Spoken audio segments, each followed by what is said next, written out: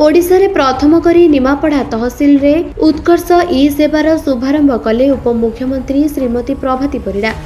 एही उत्कर्ष ई सेवा पोर्टाल माध्यम रे जनसाधारण विभिन्न प्रमाणपत्र आवेदन अभियोग करने सह अभियोगर स्थिति जांच करि परिबे।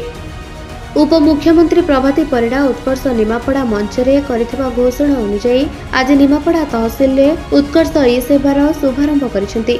स्टेट बैंक ऑफ इंडिया सहयोग रे आरंभ होइथिबा एही सेवार उपयोग करिबा जनसाधारण समस्त सेवा डिजिटल माध्यम रे पाई परिबे। समग्र ओडिशा रे प्रथम तहसील भाबे निमापड़ा तहसील रे एही सेवा आरंभ करा जायछि। मैडम को धन्यवाद देबे। मैडम तांकर बिजी स्टूडेंट रु हमरो अनुरोध रक्षा करी आसिक रे उद्घाटन करिसेंती। ई जो राजस्व सेवा विभिन्न राजस्व सेवा अछि ताकू केमती आहुरी सहज रे सरल भाव रे लोकन पाखरे पहुंची परिबा से निमापड़ा तहसीलदार उद्यम मैडम दिग्दर्शन आउ एसबीआई कोऑपरेशन जो यह संभव होइछि।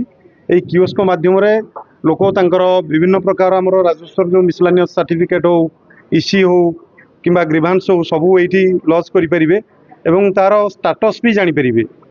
आउ आमे को आउरी अधिकरु अधिका सेवा संगे धीरे धीरे इंटीग्रेट करबा पई प्लान रखिछु।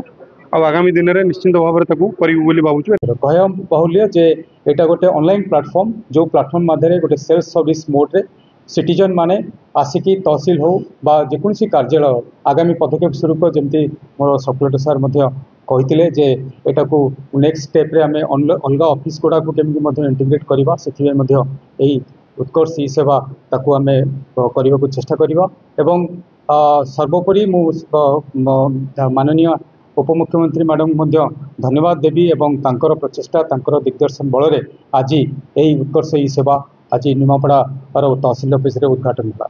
सरिता नायक का रिपोर्ट, निरपेक्ष न्यूज।